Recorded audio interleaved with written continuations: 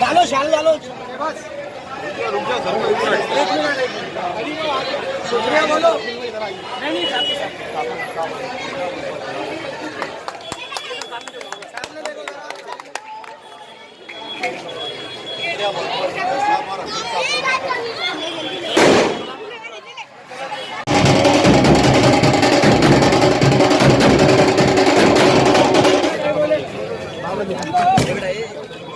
थोड़ा पीछे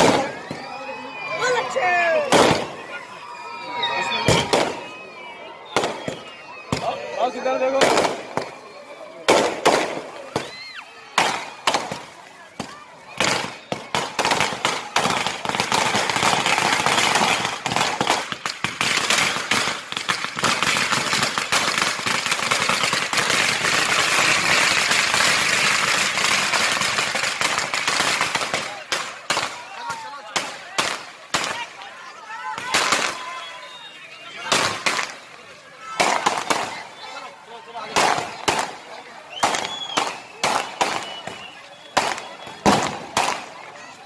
ना मैं गिरा ना मेरे उम्मीदों के मीनार गिरे, ना मैं गिरा ना मेरे उम्मीदों के मीनार गिरे। ये और बात है कि दुश्मन मुझे गिराने के चक्कर में बार बार गिरे, बार बार गिरे। व्यापारी संगठन के अध्यक्ष जनाब अखिल अहमद सागर, इनका इस्तेमाल नासिर नादी चौक करेंगे।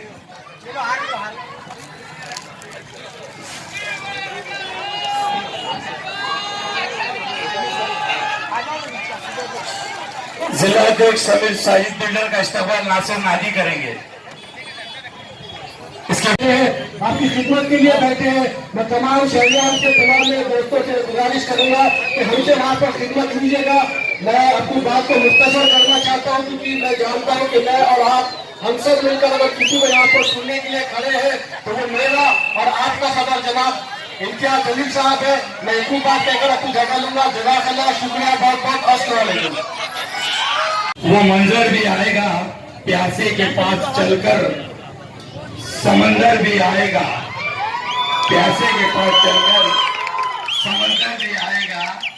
थककर ना बैठ ऐ मंजिल के मुसाफिर, मंजिल भी मिलेगी और मिलने का मजा भी आएगा। तो आइए साहब, एमपी इम्तियाज जलील साहब डाइस पर विराजमान हो चुके हैं। आप लोगों से गुजारिश की जाती है, साथ ही हमारे बीच यहाँ पर मेहमान खुसूसी इत्तेहादुल उलमाए हिंद के कौमी जनरल सेक्रेटरी अली जनाब नासिर नादी चौक भी यहाँ तशरीफ फरमाए। साथ ही हमारे गठ नेता नासिर सिद्दीकी साहब भी यहाँ तशरीफ फरमाए।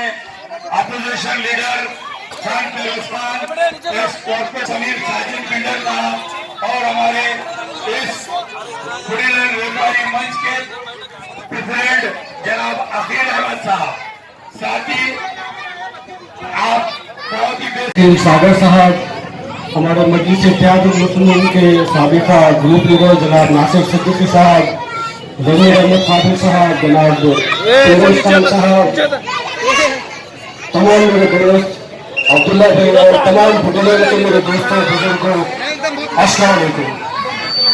आज आप सबके बीच में आने का मौका मिला, बड़ा मुबारक मौका है, बड़ा मुबारक दिन है कि आज जो खासदार निधि से, जो खासदार इम्तियाज जलील साहब की फंड से जो आज यहाँ पर रोड का इफ्तिताह किया गया है, वो रोड जो है तो पिछले काफी वक्त से बन रहा था अल्हम्दुलिल्लाह।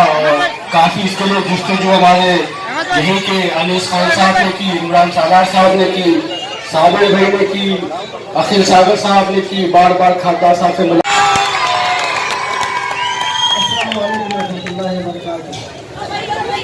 डाइस पर मौजूद नौजवानों की दिलों की धड़कन हमारे यहाँ के खासदार एमपी इम्तियाज जलील साहब और उनकी तमाम टीम, यानी हमारी तमाम टीम,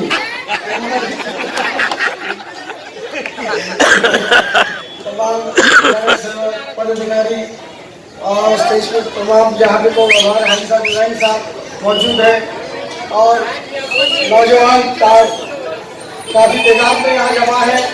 बुढ़ी लाइन के चौरस्ते पे सागर होटल के सामने आज ये स्टेज लगा है। तो स्टेज के जो लगने का जो मौका है मैं बता दूँ कि यहाँ पे बुढ़ी लाइन में ये ऐसा मरकज है, ऐसा रास्ता है, ऐसा एरिया है कि शहर का हर तमाम छोटा बड़ा लोग, छोटे बड़े लोग, नौजवान बड़े बुजुर्ग और एक यहाँ से गुजरता है। और यहाँ के मशहूर होटल की चाय से भाई चाय पी की जाती है। यहाँ से कहीं पर भी दावत हो, चाय लेकिन बुढ़ी लाइन की होना, पान लेकिन बुढ़ी लाइन का होना, समोसा सागर का होना ये जरूरी है। तो इसलिए बुढ़ी लाइन का इतना इम्पोर्टेंट रास्ता जो काफी वर्षों से खराब था और 30 सालों के बाद 30 सालों के बाद साहब बता रहे हैं 30 सालों के बाद में अल्हम्दुलिल्लाह सभी के तकाजे के बाद इम्तियाज साहब ने उनके खासदार फंड से ये वाइट टॉपिक और सीमेंट रोड बनाया। अल्हम्दुलिल्लाह हम तमाम बुढ़ी लाइन की तरफ से, तमाम शहरियों की तरफ से आपको बहुत बहुत शुक्रिया करते हैं। और इसमें इजाफा करते हुए कहना चाहूँगा, गुजारिश आपसे ये है कि ये रोड यहाँ तक खत्म हुआ, थोड़ा उसको आप दाल सलाम तक भी बढ़ा दिए तो और बहुत बड़ी मेहरबानी होगी। ये भी गुजारिश थी महल्ले के लोगों की, वो मैंने हिसाब के सामने रख दिया है। अल्हम्दुलिल्लाह यहाँ पे जो सभी लोग जमा है और तमाम को शुक्रिया अदा करते हुए अपनी जगह लेता हूँ। हिम्मत नहीं है बोलने की। मैं पहली बार बोल रहा हूँ कि सांप के बाजू बैठा बोल के ऐसा लग रहा है कि सांप के बाजू बैठने के बाद भी दवा भी मर्द बन जाता, वैसी हालत से मैं बोल रहा हूँ। मैं अकेले में 1000 लोगों को बोल सकता, लेकिन इतने लोगों में मेरी हिम्मत नहीं, लेकिन सांप बाजू बैठे हुए अल्हम्दुलिल्लाह बोलते रहा।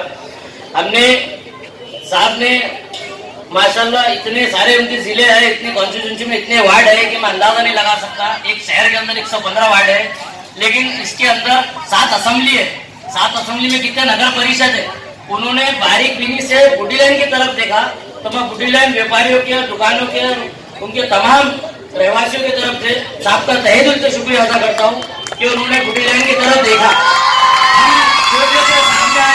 सामने आए उद्घाटन करती है, नहीं भाई कन्नड़ में कितने वार्ड है, सिल्लोड़ में कितने वार्ड है, साथ के पीछे कितनी कॉन्स्टिट्यूंसी है। उसके बाद उन्होंने बुढ़ी लाइन की तरफ से देखा, बुढ़ी लाइन की तरफ देखा। हम उसके लिए तहे दिल से शुक्रिया अदा करते हैं और हम आपसे रिक्वेस्ट करते हैं साहब, बुढ़ी लाइन में हमेशा पुलिसों की बहुत तकलीफ रहती है हमारे को। कोई भी पुलिस वाले आए कि गाड़ी यहाँ बुढ़ी लाइन में लगा देते हमारे पास, इतना डर बैठ गया, पूरा दुकान बंद कर देना पड़ता था। हम हमेशा कोऑपरेट करते, लेकिन सब उनकी मर्दानी ही बताते हमारे, जरा कुछ रहा तो पुलिस वाले आके बंद करा।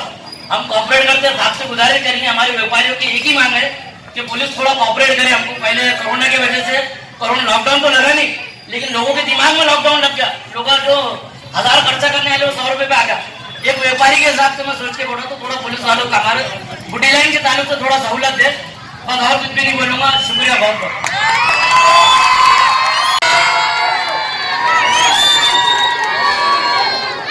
अस्सलाम वालेकुम वरहमतुल्लाहि वबरकातुहू। मैं सबसे पहले तो बुढ़ी लाइन की आवाम का तहे दिल से शुक्रिया अदा करना चाहता हूँ। ये आज जो जलसा यहाँ पर मुंतखब किया गया है, ये मेरे इस्तेमाल के लिए किया गया है। दरअसल हकीकत ये है कि जब 2014 में मैं सियासत के मैदान में आया तो सबसे पहला जलसा आमखास मैदान के अंदर हुआ जो बुढ़ी लाइन में था। और 2014 में जब मैं आमदार बना, एमएलए बना, तो मेरा पहला दफ्तर भी इसी इलाके बुढ़ी लाइन के अंदर ही था। तो एक रिश्ता है बुढ़ी लाइन के साथ, यहाँ की आवाम के साथ। और ये सही बात है कि अगर मराठवाड़ा का दिल औरंगाबाद है तो औरंगाबाद का दिल बुढ़ी लाइन है।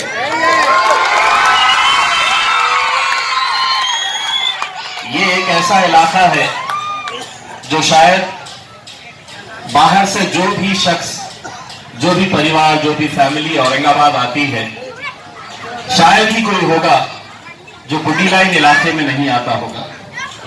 इसकी एक अलग पहचान बनी है। और मुझे खुद बड़ा अफसोस होता था जब इस इलाके से जब मैं गुजरता था और देखता था कि यहाँ के सड़क की हालत कितनी खराब है। मुझे 2 साल हो गए हैं, 2 साल से ज्यादा का अरसा हो गया है मेंबर ऑफ पार्लियामेंट बने हुए। ये काम उसूलन 2 साल पहले ही हो जाना चाहिए था, लेकिन जैसा आपको समीर साजिद साहब ने बताया कि मैं जैसे ही चुन के आया मेरे पीछे पीछे कोरोना भी चला आया। और उसके बाद ये हुआ कि मोदी साहब ने 2 साल के लिए हमारा पूरा जो एमपी फंड होता है, जिसके जरिए हम ये ऐसे छोटे कुछ सड़कों के काम है, कुछ लाइट के, कुछ ड्रेनेज के काम है, कोई सभागृह बनाना है, तो वो काम हम उन पैसों से कर सकते। लेकिन 2 साल से दिक्कत मेरी ये है कि केंद्र सरकार के अंदर भारतीय जनता पार्टी की सरकार है, वो 1 पैसा देने के लिए तैयार नहीं। और महाराष्ट्र में कांग्रेस, एनसीपी और शिवसेना की सरकार है, उन्होंने भी तय किया है कि हम किसी को भी दे देंगे, लेकिन ये एमआईएम के सांसद को नहीं देंगे। लेकिन उसके बावजूद भी आप लोगों की दुआओं की बदौलत मुझ में अल्हम्दुलिल्लाह ये कला तो है ही कि पैसे कैसे निकालना है उनके पास से मैं निकाल के लाता हूं।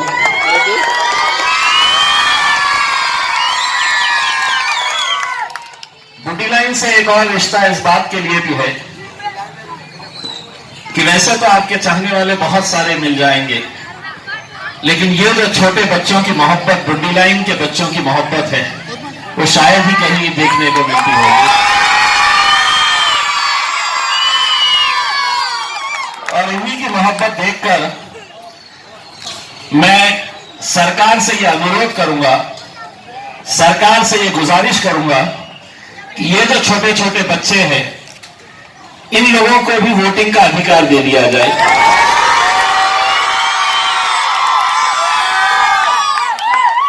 और यकीन मानिए, अगर ये बच्चों को वोटिंग का अधिकार मिल गया तो ये सब नीचे हो जाएंगे, ये बच्चे पूरे ऊपर हो जाएंगे।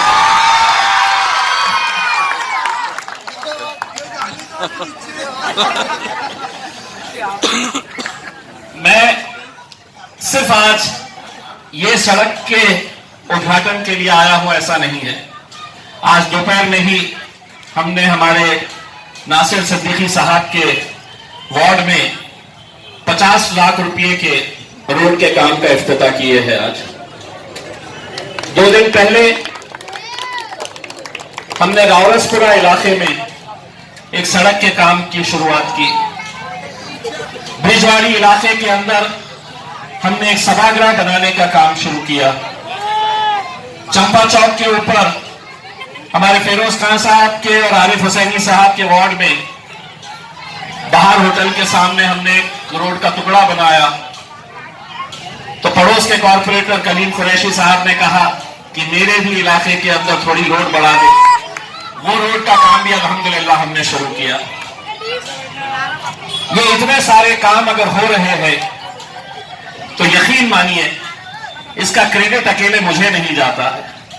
मैं अगर उनसे लड़कर लेकर आता हूं तो जब मैं लड़ता हूं तो मुझे मालूम है कि ये लड़ाई मैं अकेले नहीं लड़ रहा हूं, इतने सारे लोग मेरे साथ शामिल हैं।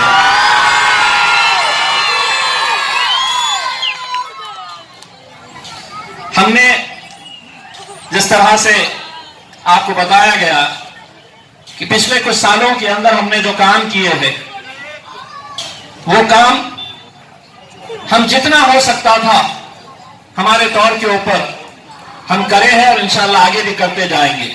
लेकिन एक बात आप लोगों को भी समझना बहुत जरूरी है कि आज जिस तरह की रुकावटें हमारे सामने पैदा की जा रही है, आज जिस तरह से हमारे हर काम में दखल अंदाजी की जा रही है, हमारा काम नहीं होना, इसके लिए कैसा प्रेशर लाया जा रहा है,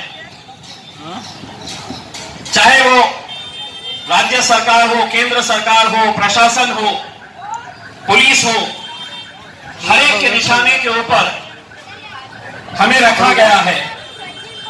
इसके बावजूद भी इतने सारे काम हो रहे हैं।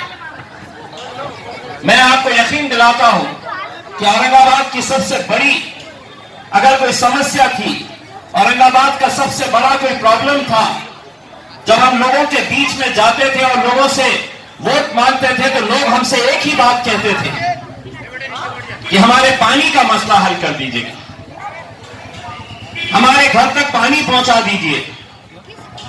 अल्हम्दुलिल्लाह ये पानी के काम की भी शुरुआत हो चुकी है और मैं आपको ये यकीन दिलाता हूं दोबारा जब हम पब्लिक के बीच में आएंगे तो औरंगाबाद शहर के अंदर शायद ही कोई शख्स रहेगा, शायद ही कोई घर रहेगा जो हमसे ये कहेगा कि पानी दो, क्योंकि हर घर के अंदर हम पानी पहुंचाने का काम इंशाअल्लाह करेंगे।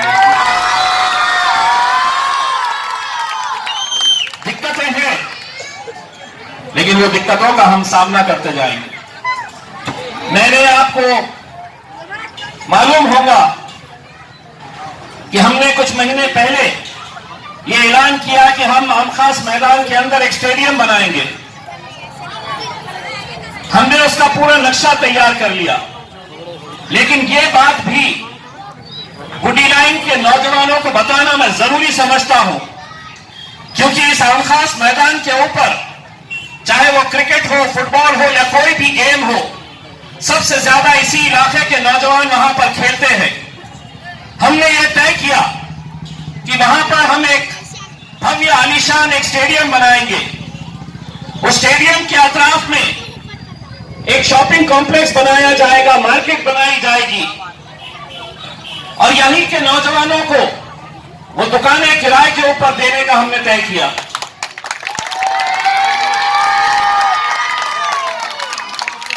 लेकिन एक बड़ी रुकावट जो आप लोगों को जानना और समझना बहुत जरूरी है, वरना लोग ये कहेंगे कि आपने तो ऐलान किया था, ये काम शुरू क्यों नहीं हो रहा। काम इसलिए नहीं शुरू हो रहा कि वक्फ बोर्ड के कामकाज का तरीका कैसा था आप अच्छी तरह से जानते हैं। हमने पैसा अरेंज कर लिया कि वहां पर स्टेडियम बनाने के लिए पैसे का प्रोविजन कर लिया 10 करोड़ रुपए कि हम ये काम फौरन शुरू करें। लेकिन जब हमारे हाथ में वक्फ बोर्ड के कागजात आए, आपको हैरानी होगी ये जानकर कि आमखास मैदान के जो कागजात हैं उसमें महानगर पालिका का नाम लिखा है, उसमें कैंसर हॉस्पिटल का नाम लिखा है, उसमें घाटी हॉस्पिटल का नाम लिखा है, उसमें स्पोर्ट्स डिपार्टमेंट का नाम लिखा है और सोशल वेलफेयर डिपार्टमेंट का नाम लिखा है। हमने कागजात देखने के बाद हमने उनसे पूछा कि ये वक्फ की जमीन है, लेकिन कागजात पे हम कहीं नजर नहीं आ रहे। तब पता चला कि यहां के कुछ राजनीतिक पार्टी के लोगों ने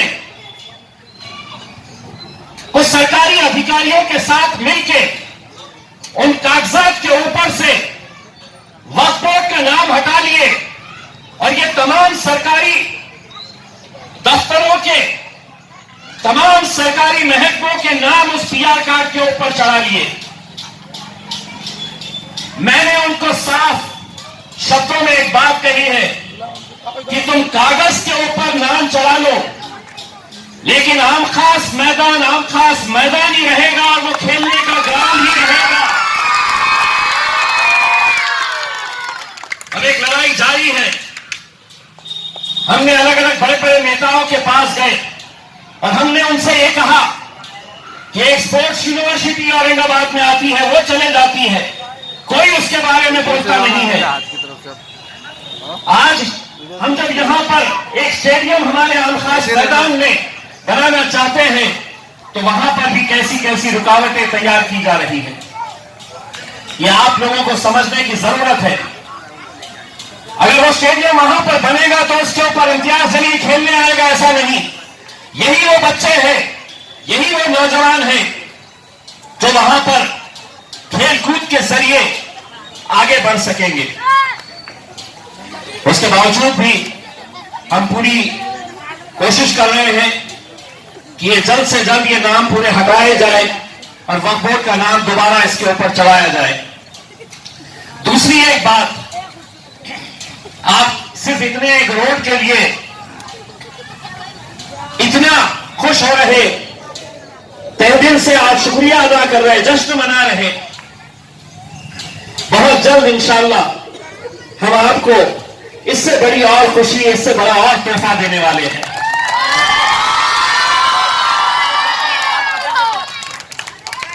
ये जो नेहरू भवन आप देख रहे हैं, ये नेहरू भवन किसी जमाने में औरंगाबाद का सबसे पुराना, हमारे कोई भी कार्यक्रम होते तो इसी नेहरू भवन के अंदर होते, कोई भी मीटिंग्स होती तो इसी नेहरू भवन के अंदर होती।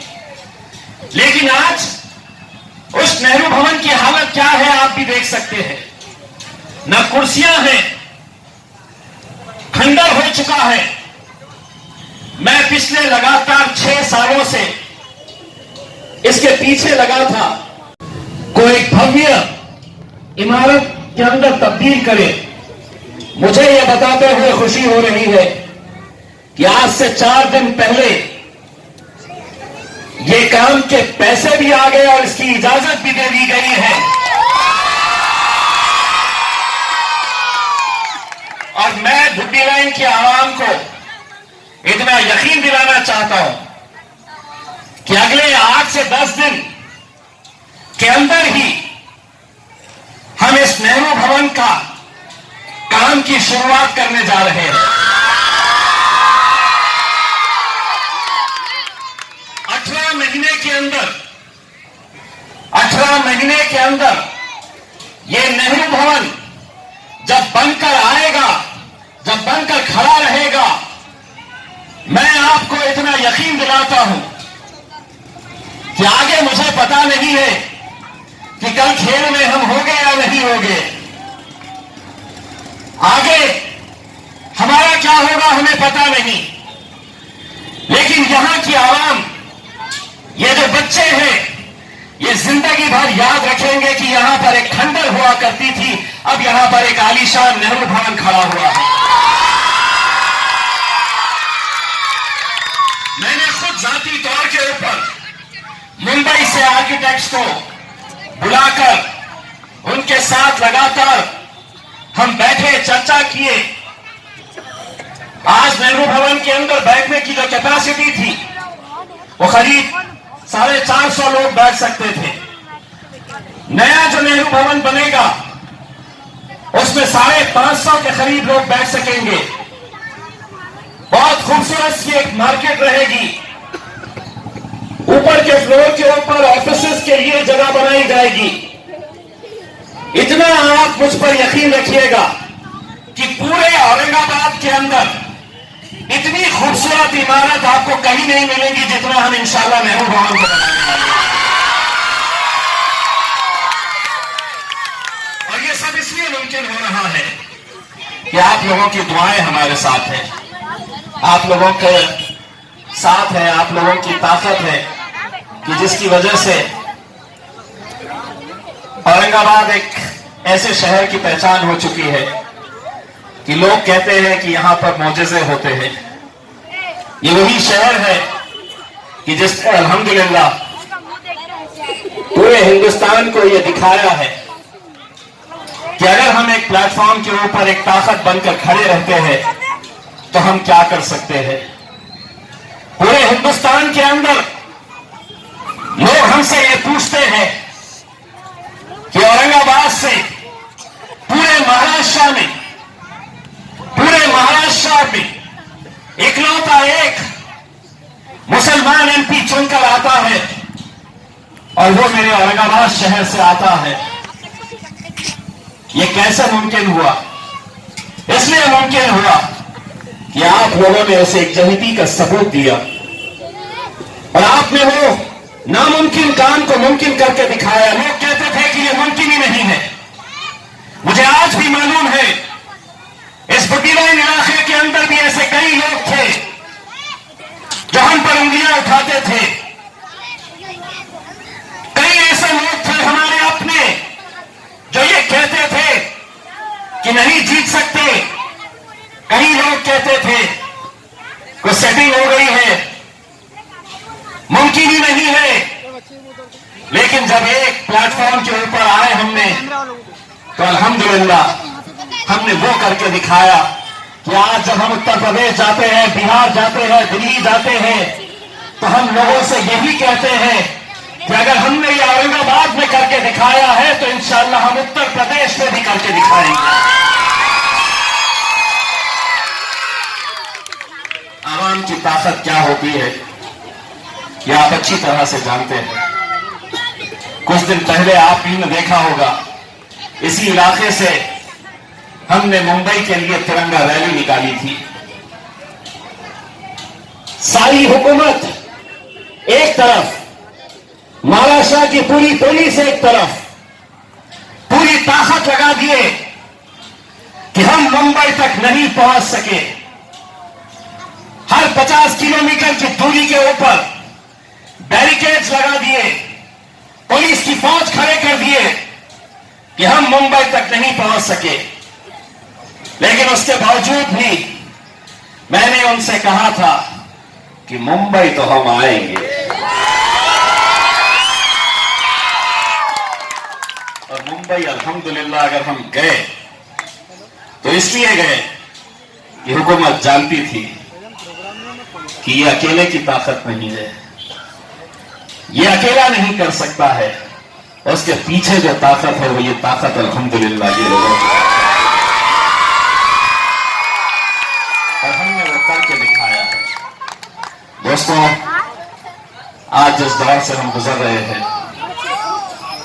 एक बहुत मुश्किल घड़ी का दौर है, जहां पर सिर्फ हमें निशाने पर रखा जा रहा है। आज अल्हम्दुलिल्लाह औरंगाबाद के वो गैर कौम के लोग जिन्हें ये डर दिखाया गया था कि अब मजलिस का मेंबर ऑफ पार्लियामेंट चुनकर आया है, मजलिस का एमपी चुनकर आया है, तो अब शहर के हालात खराब हो गए, शहर का माहौल खराब होगा। लेकिन यकीन मानिए कि जितनी मोहब्बत आप अपने एमपी से करते हैं आज, उतनी ही मोहब्बत औरंगाबाद शहर के गैर कौम के लोग भी हमारे साथ करने लगे। जब हम ये सड़क बना रहे हैं तो किसी एक जात के लिए नहीं बना रहे हैं। हम शहर में पानी लाने की कोशिश कर रहे हैं तो किसी एक मजहब के लिए, किसी एक जात या किसी एक धर्म के लिए नहीं कर रहे हैं, हम सभी के लिए कर रहे हैं। इसीलिए उन्हें यह एहसास हो रहा है कि हमने इतने सालों तक क्या खोया है। आज हम ईमानदारी के साथ कोशिश कर रहे हैं। बस मेरा आप लोगों से यही इल्तिजा है, आने वाले कुछ महीनों के अंदर हो सकता है कि महानगर पालिका का इलेक्शन आ जाए। महानगर पालिका का इलेक्शन आ जाए, ख्वाहिशमंद बहुत सारे लोग होते हैं, बहुत सारे लोग ख्वाहिशमंद होते हैं कि हाँ मेरा भी नंबर लगना चाहिए, मैं भी जाना चाहिए महानगर पालिका। लेकिन यकीन मानिए, क़यादत उस वक्त खड़े होती है जब आपके कायद में किसी के ऊपर हाथ रखा तो सारी आवाम उसके ऊपर लब्बैक कहना चाहिए। और अगर आप ये करते हैं तो मैं आपको यकीन दिलाता हूं कि जिस शहर के अंदर आपने एक एमएलए दिया, जिस पूरे राज्य के अंदर, महाराष्ट्र के अंदर आपने एक एमपी दिया, मैं आपको जबान देता हूं, अगर वही एक जनती का सबूत दिए तो इंशाअल्लाह महानगर पालिका के ऊपर भी मजलिस का झंडा हम फहराएंगे।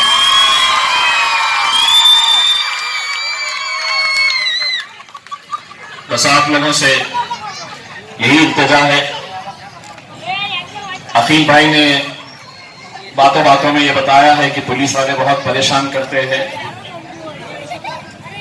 इतनी अच्छी सड़क बन गई है, मैं अकील भाई से दरखास्त करूंगा कि जितने भी व्यापारी लोग हैं उनके पास से कूपन लेके हमें दे दे, ताकि हम जब भी आए तो यहाँ पर पान, चाय, ये जो भी रहेगी वो हमको मिल सकता है, तो हम पुलिस वालों को भी। और जितने भी लोग स्टेज के ऊपर बैठे हैं उन सभी को, जब तक ये सड़क रहेगी अच्छी, तब तक सागर होटल के अंदर फ्री में खाना मिलेगा करके ये ऐलान कर दे आप तो ज्यादा बेहतर। बस इंशाल्लाह आप लोग दुआ करिएगा कि अगले 8 से 10 दिनों के अंदर हम शुरुआत करेंगे। आप लोगों के ताउन की जरूरत है हमें। वहां पर कुछ दुकानदार है जिनकी दुकानें मुतासिर हो सकती है। मैंने पहले ही कमिश्नर साहब से ये बताया है। अभी कल काले दरवाजे के पास वहां पर जब रोड चौड़ा करने की बात आई, जब रोड चौड़ा किया गया तो कुछ लोगों के घर मुतासिर हुए।